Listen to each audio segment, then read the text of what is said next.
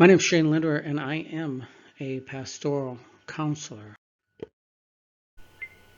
This concept of a pastoral counselor is really strange to some people because they know what counselors are and they know what pastors are, and so they wonder, what is a pastoral counselor? Is he a pastor, or is he a counselor, or a mix of both of them? You know? And really, it's a mix of both of them is what it is. That's why they call it pastoral counselor. Pastor, there's different types of pastors. First off, we think of a congregational pastor as a typical traditional pastor that has a congregation, and he preaches on Sunday morning or on Saturday morning if he's Seventh-day Adventist or of a Sabbath-keeping tradition, and they also run the church. Some churches have the pastors in charge of the church administration. Others keep the pastor out of church administration. But in essence, a lot of people think of a traditional or congregational pastor when they think of a pastor. But there's also evangelists. Of course, in this day and age, we see a lot of televangelists that are on TV preaching. But there's also still evangelists that travel town to town, and they rent community centers, convention centers, and they preach revivals, and that type of evangelist is also a pastor. Then we have chaplains, and we have chaplains in hospitals, we have them in the military, we have them in prisons, and some Christian schools, Christian universities have chaplains. So a chaplain is another type of pastor.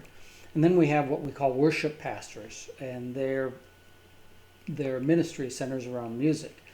A lot of the Christian bands that we hear on the radio are led by Christian pastors, and sometimes all the band members are pastors, and they're what we call worship pastors. And then we have this pastoral counseling. And what a pastoral counseling, the ministry that a pastoral counseling is called to, is a one-on-one or with a family. So the pastor is meeting with an individual or with a family, and that is his or her ministry.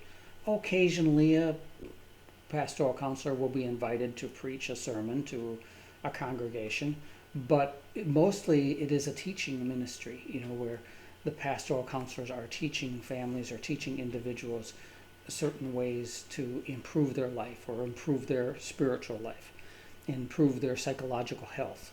So it is a combination of both being a pastor and being a counselor. I'm going to here discuss this a little bit more on what it takes to become a pastoral counselor and what the differences are between a pastoral counselor and a traditional pastor, and between a pastoral counselor and a licensed professional counselor. So that is going to be the purpose of this video. Okay, here we see the occupation code for the state of Texas. Okay, and this is where the pastoral counselor, or the term pastoral counselor, really gets a legal definition. The pastoral counselor in this code is a recognized religious practitioner. Okay, the code here, if you see where it's highlighted there, it says application of the chapter. This chapter does not apply to, and then down towards the bottom, it's highlighted the activities and services of recognized religious practitioners, including a pastoral counselor. This chapter is basically stating the types of marriage and family therapists that need to be licensed by the state of Texas, and it is stating that it does not apply to pastoral counselors. And the reason for that is because of the First Amendment of the United States, which states that Congress shall make no law in respect of the free exercise of religion. And a pastor, an ordained pastor, has the right to counsel people, to provide people with counseling, and that is part of the pastor exercising his religion. And so the government cannot make laws restricting the free exercise of religion. However, what they can do is they can make laws that require the pastors or pastoral counselors to distinguish themselves as pastors. So a pastoral counselor cannot try to impersonate a licensed professional counselor unless they are also an LPC. They can have dual qualifications. A pastor can go through the educational process required and become a licensed professional counselor, and he can be both, but that does get tricky as well. Let's just talk about what it takes to become a traditional congregational pastor. In Seventh Adventist Church, I'm a Seventh Adventist, one would get an undergraduate degree or a bachelor's degree in Bible or theology or something like that, and then they would go on to graduate school or the seminary at the Andrews University, that's here in North America, and to get a Master's of Divinity is 78 credits. That's 78 semester credits at the Andrews University, and that is a 2-year program. No thesis is required. Now it's 2 years. That would include a summer. Okay. A Master's in Clinical Mental Health Counseling is 60 credits, semester credits at Andrews University. That is a 2-year program with no thesis required. Okay. Now this is clinical health counselor. This is going to prepare a person to become a licensed professional counselor. And this is not pastoral counseling, but there, being that it is at Andrews University, certainly it has a biblical view to it.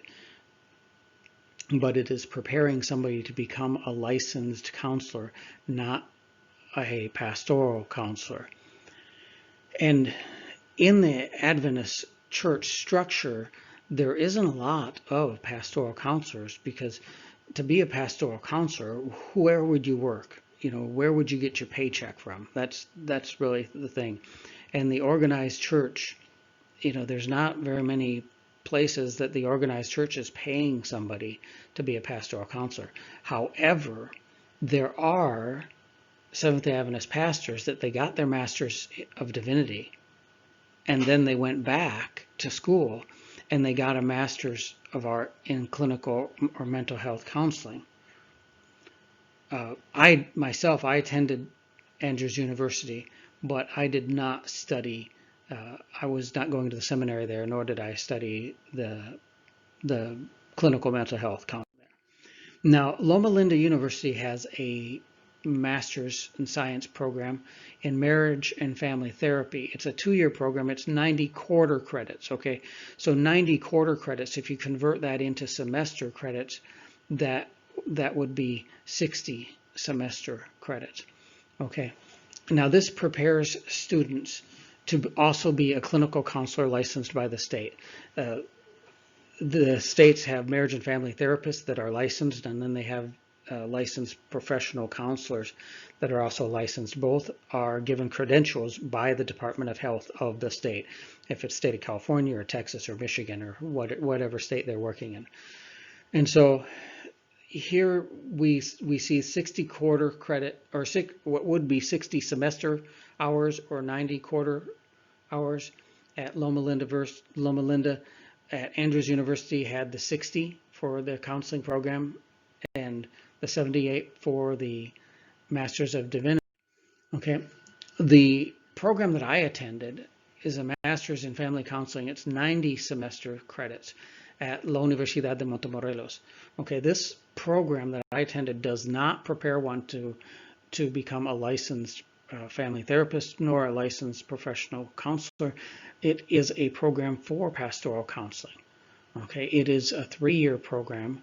A thesis is required.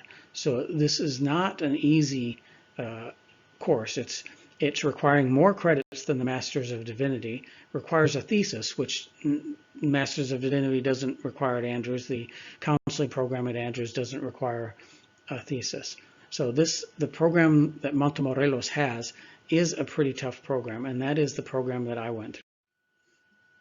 So some people ask, why don't you get ordained as an Adventist pastor? Okay, well, to become an Adventist pastor, I would, at least in North America, I would have to get the Masters of Divinity. I mean, it's a different path. It's not the same path as that of a family counselor, as a pastoral counselor. Okay, the church pastors get the Masters of Divinity, and that's who the Adventist Church ordains. The Adventist Church doesn't ordain Christian counselors. We ordain the church pastors and the chaplains and the evangelists. The church it doesn't ordain the Christian counselors. Now, we do have a family ministries program in the Seventh-day Adventist Church, and I am certified as a family ministry leader. But it's really, you see there, it's 3 credit continuing education credit hours, it says on the certificate, and that's 3 continuing education units is about the same as 1 college class. So my master's degree is 90 college credits, and this certificate represents 3 of the 90. So it's a good program. Pretty much everything I went through this program, I learned it. Pretty much everything that they taught there, I learned also in graduate school, which it is a bit comforting to see that the same thing is being taught by the North American division as is being taught at La Universidad de Montemorelos. Now, I am a Universal Life Church pastor. I mean, it doesn't have any theological credentials. It doesn't have any theological meaning. The Universal Life Church basically ordains pastors that are from very small churches. A lot of people feel a calling to serve God as a minister, but they don't have money to go to a seminary. And I'm talking about people like Baptists or Pentecostals, and there's other people that, sometimes people that go to some of these 12-step recovery organizations, they become very spiritual, but they have issues with organized religion, and so they don't join any church, but they feel calling from God, they want to serve God, and they get credentials for ministry from the Universal Life Church. The Universal Life Church only has one code, or one belief, and that is that we should live a good life. So if you believe that you should live a good life, then your beliefs are consistent with the Universal Life Church. They're big on religious liberty, so they will ordain anybody. They'll even ordain atheists that have a humanistic philosophy. They will ordain Buddhists, Hindus, Jews, anybody. If you believe in the flying spaghetti monster and you want to start a church of the flying spaghetti monster, you can get ordained by the Universal Life Church. It is simply a legal credential, and it's something that I got so that I am distinguished as a member of the clergy for the Texas Department of Health. So that the Texas Department of Health looks at me and they see an ordained minister, and so they don't think or suspect that I'm trying to be an imposter of a licensed professional counselor. Now, let me tell you a little bit about the education at La Universidad de Montemorelos. And if you don't understand Spanish, what I'm saying is the University of Montemorelos. That is the Seventh-day Adventist University in Mexico, very big, very prestigious. It has both the seminary and the medical school, okay, and it has an impressive department of psychology. Within Mexico, our hospital, and the University of Montemorelos has a hospital there, and it's like the Mayo Clinic. There's politicians from around the country in Mexico that come there. There's celebrities that go there. It is a very respected hospital, and the university is highly respected there. And in the family counseling program that I went through, we used the Spirit of Prophecy as a textbook. We would learn some type of disorder, psychological disorder, and we learn exactly what a state university would teach, a non-religious university, how they teach psychology. We were taught the disorder. So if it's an anxiety disorder, or if it's manic depressive, schizophrenia, whatever the disorder is, there's paranoia disorders and all types of disorders. We would learn that, and then we would go to the Bible and we would look for Bible characters that displayed symptoms of those disorders. We would learn what the world teaches, what secular science teaches as a treatment of how to treat these disorders, and then we would go to the Spirit of Prophecy and we would see what the Spirit of Prophecy teaches on how to treat these types of disorders. These are some of the books on the screen here that we used a lot. The Adventist Home was a staple. Child guidance was a staple. I saw those two coming up over and over again in the different classes.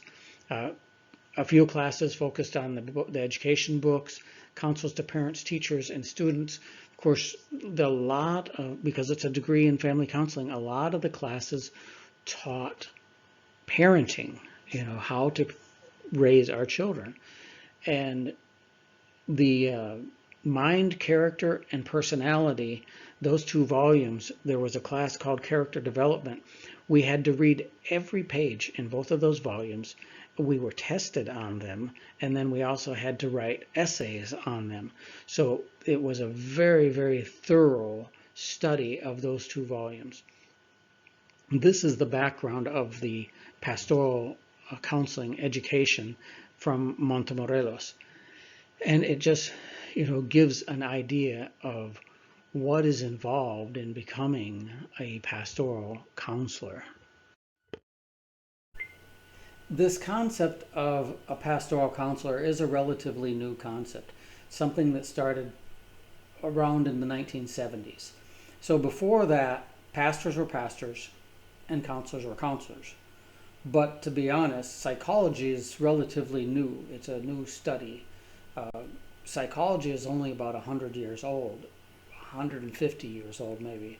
So the idea of psychology getting married to theology came out in around 1970s and started picking up steam in the 1980s. And so it's not unusual that somebody's really not familiar with this concept of a pastoral counselor, because throughout history, pastors were pastors, and counselors were counselors, and counselors haven't been around for that much of not counselors in the sense of what we consider a counselor today. The modern counselor has only been around pretty much since Sigmund Freud. In that era of the late 1800s is when modern psychology started developing, and about 100 years later is when pastoral counseling started to develop. So there you have it. That is what pastoral counseling is. And I am a pastoral counselor, and I am here to serve anyone that God puts in my path that needs help, that needs some psychological or spiritual help. Explore my website, www.postumcafe.com. Also, the other website I have is www.happinessministryrgv.com. I am the president of Happiness Ministry, and I am here to serve you, serve your family, or others in your church community that may need some guidance. God bless you.